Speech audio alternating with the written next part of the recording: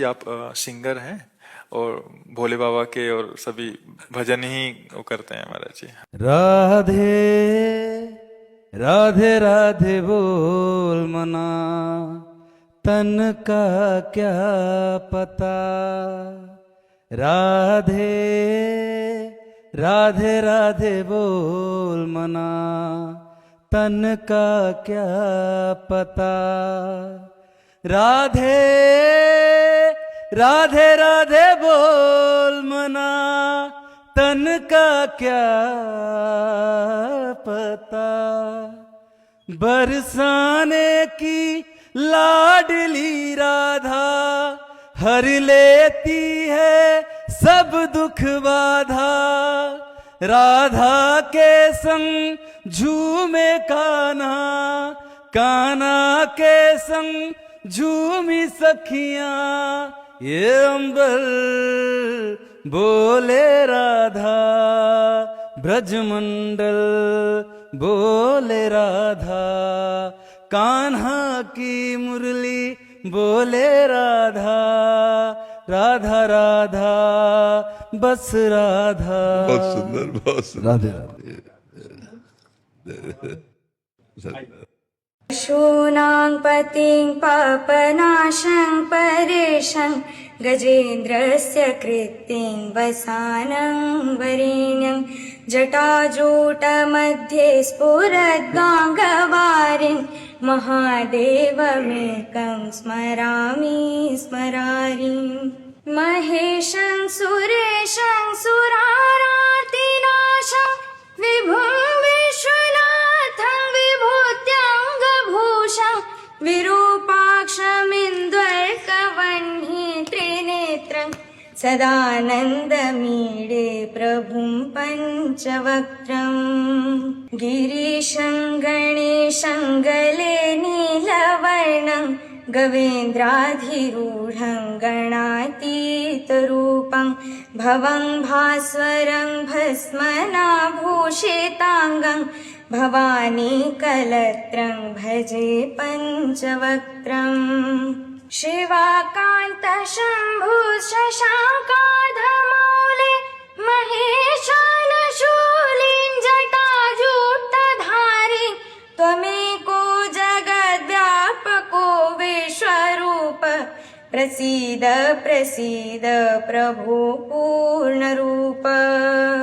परात्मानमेकं जगद्बीजमाद्यं, निरीहं निराकारमोङ्कारवेद्यं।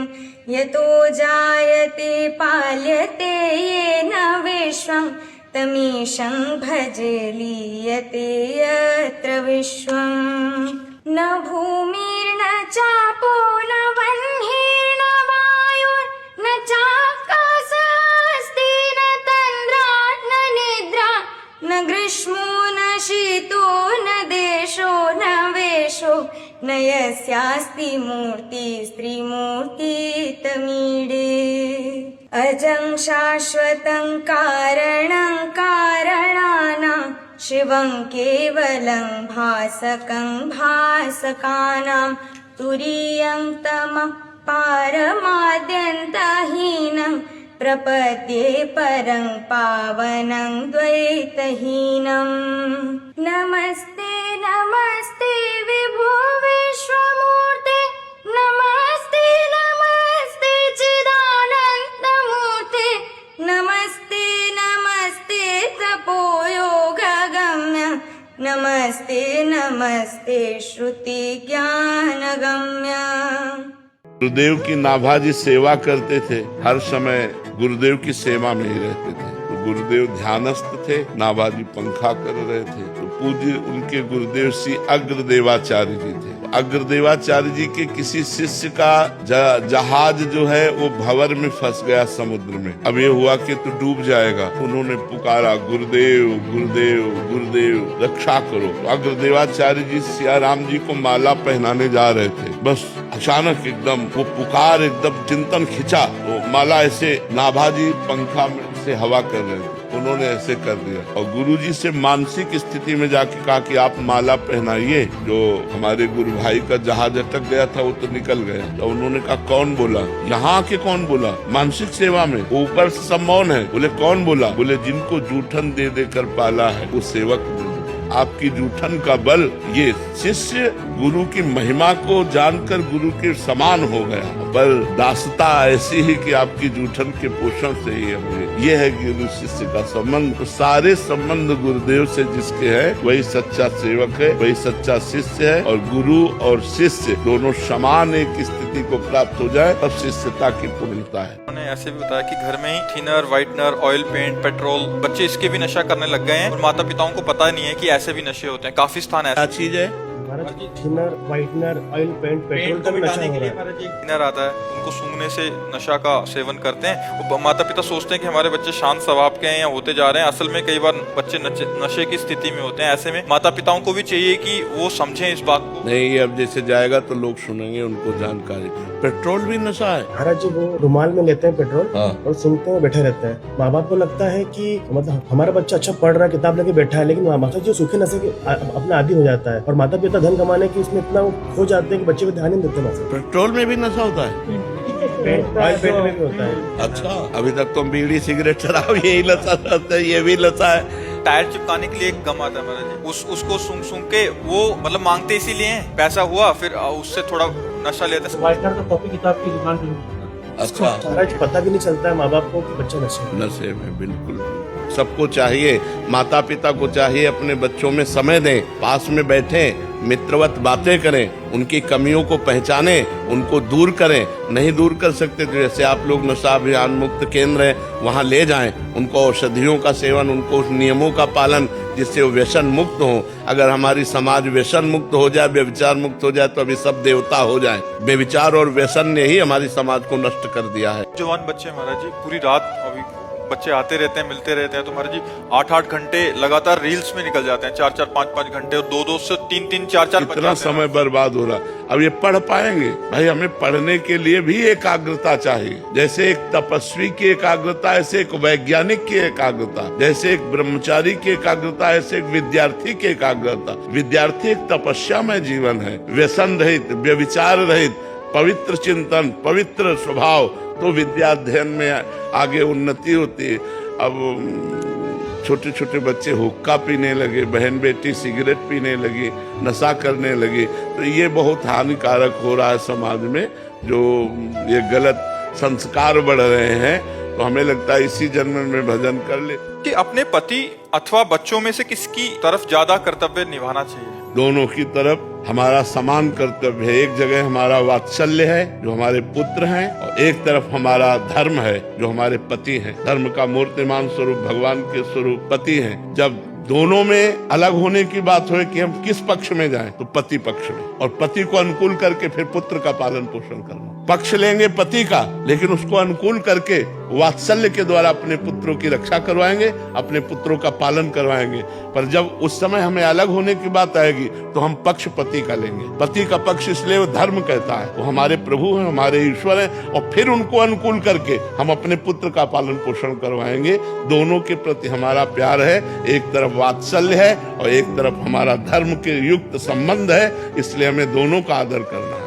मैंने देखा है कि कई बार बहुत ही सज्जन और धार्मिक व्यक्ति भी बुढ़ापे में कष्ट झेलते हैं क्योंकि उनके बच्चे धर्म के मार्ग पर नहीं चलते, जबकि उन्होंने अच्छे संस्कार ये नई खेती, लेकिन पुरानी उन्होंने खेती जो की है उसको भोगना पड़ता है। अगर जवानी में अपराध बन जाते हैं तो फिर बुढ़ापे में भोगने पड़ते हैं, फिर आगे जन्म भी भोगने पड़ते हैं।